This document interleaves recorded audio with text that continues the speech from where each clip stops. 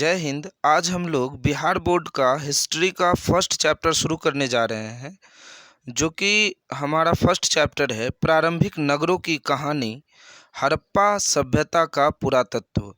इस चैप्टर को अलग अलग इतिहासकारों के द्वारा अलग अलग नामों से संबोधित किया गया है। जैसे इसी चैप्टर का नाम हड़प्पा सभ्यता है, इसी का नाम सिंधु घाटी की सभ्यता, सिंधु सभ्यता, नगरीय सभ्यता या कांस्य युगीन सभ्यता, इन तमाम नामों के अलावा भी और इसे कई नामों से जाना जाता है। इसी चैप्टर का आज हम लोग फर्स्ट क्वेश्चन को डिस्कस करेंगे। इस चैप्टर में हम लोगों को पढ़ना है जो अभी तक में बिहार बोर्ड में 2009 से 2023 तक जो भी सवाल पूछा गया है, ऑब्जेक्टिव क्वेश्चन के साथ साथ इसमें सब्जेक्टिव क्वेश्चन को भी डिस्कस करना है। तमाम क्वेश्चनों के साथ साथ आने वाले जो भी एग्ज़ाम है बिहार बोर्ड का 2024 का फाइनल, आगामी एग्ज़ाम में जो भी सवाल पूछा जाएगा वो सारे प्रश्नों को इस वीडियो में बारी बारी से शामिल किया जाएगा। ये एक सीरीज में आएगा। तो आइए शुरू करते हैं। आज का हमारा पहला सवाल क्या है? हमारा पहला सवाल है कि सिंधु घाटी सभ्यता में विशाल स्नानागार के अवशेष कहाँ से प्राप्त हुए हैं? ये सवाल 2009 में पूछा गया है। देखिए, तो यहाँ क्वेश्चन क्या कहता है कि सिंधु घाटी सभ्यता में विशाल स्नानागार के अवशेष कहाँ से प्राप्त हुए हैं। हमारे सामने चार ऑप्शन है: ए हड़प्पा, बी मोहनजोदड़ो, सी कालीबंगा और डी लोथल। तो इसका सही उत्तर होगा मोहनजोदड़ो। मोहनजोदड़ो में विशाल स्नानागार के भी अलावा क्या क्या चीज़ पाया गया है, जरा उसको देख लेते हैं। देखिए, मोहनजोदड़ो के बारे में कुछ कुछ सवाल जो एग्जाम में अक्सर पूछा जाता है उसके बारे में हम लोग थोड़ा सा डिस्कस करेंगे।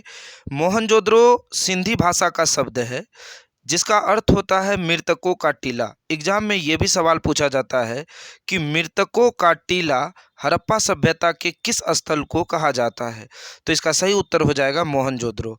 तो एक और इसमें सवाल पूछा जाता है कि सिंध का बाग किसे कहा जाता है। देखिए, सिंध का बाग भी कहा जाता है मोहनजोदड़ो को, क्योंकि मोहनजोदड़ो के आसपास की भूमि बड़ी उपजाऊ थी, इसी कारण से इसको कहा जाता है सिंध का बाग। अब देखिए यहाँ से क्या क्या पाया गया है, मोहनजोदड़ो से खुदाई के दौरान क्या क्या मिला है।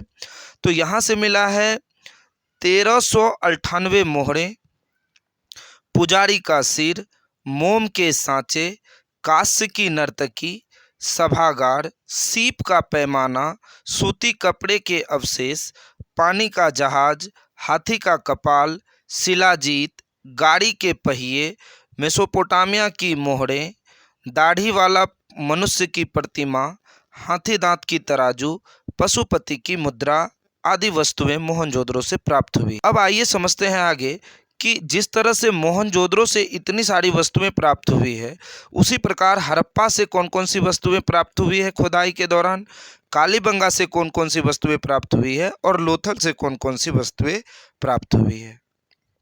देखिए, अब आते हैं हड़प्पा में। हड़प्पा यहाँ से लघु मृण मूर्तियाँ, स्त्री की मूर्ति जिसके गर्भ से पौधा निकलता हुआ दिखाता है, उसके बाद पत्थर के शीशन व योनि, ठोस पहिए वाली गाड़ी, प्रसाधन मंजूसा, RS-37 कब्रिस्तान, लकड़ी का हल, लेख युक्त बर्तन, मुखौटे, शंख का बैल, तांबे की मोहर, गेहूं की भूसी, मटर व तिल की खेती के प्रमाण, खरगोश के चित्र वाले मुद्रा, ये सारी वस्तुएं हड़प्पा से प्राप्त हुई है। अगर आपको ये सारे चीज़ों के बारे में पता है तो आप इसके क्वेश्चन आंसर में भी उपयोग कर सकते हैं। जैसे पूछ लेगा कि हड़प्पा सभ्यता का धार्मिक जीवन के बारे में लिखिए। स्त्री के गर्भ से पौधा निकलता हुआ कहाँ पर मिला है, खुदाई के दौरान कहाँ पर मिला है, तो आपको जवाब देना है ये हड़प्पा से मिला है। स्त्री की मूर्ति जिसके गर्भ से पौधा निकलता हुआ दिखाया गया है, ये इस बात का प्रमाण है कि पूजा करते थे। इसके अलावा देखिए, RS-37 कब्रिस्तान का मतलब हुआ कि ये RH हड़प्पा सभ्यता की लिपि थी, जो कि अभी हम लोगों के लिपि से R और H मैच करता है, इसी कारण से इसका नाम पड़ गया RS-37 कब्रिस्तान। इसके अलावा देखिए, जौ, गेहूं की भूसी, मटर व तिल की खेती के प्रमाण, खरगोश के चित्र वाले मुद्रे, ये सारी की सारी हड़प्पा सभ्यता से प्राप्त हुई है। अब जरा समझते हैं कालीबंगा के बारे में। कालीबंगा यहाँ से अग्निकुंड, बेलनाकार मोहरे, अलंकृत फर्श, तांबे के बैल की मूर्ति, लकड़ी की नाली, नक्काशीदार ईंट, मस्तिष्क शोध की बीमारी वाला कपाल, हल से जुते हुए खेत के साक्ष्य एवं भूकंप के प्राचीनतम प्रमाण कालीबंगा से मिले हैं। देखिए, इसमें से ज़्यादातर सवाल पूछा जाता है कि हल से जुते हुए खेत का साक्ष्य कहाँ से मिला है। इसका जवाब आएगा कालीबंगा से। भूकंप का सबसे प्राचीनतम प्रमाण कहाँ से मिला है, तो वो मिला है हड़प्पा सभ्यता के कालीबंगा से। अब आगे समझते हैं। अगला है लोथल। देखिए, हड़प्पा सभ्यता का एक प्रसिद्ध स्थल लोथल।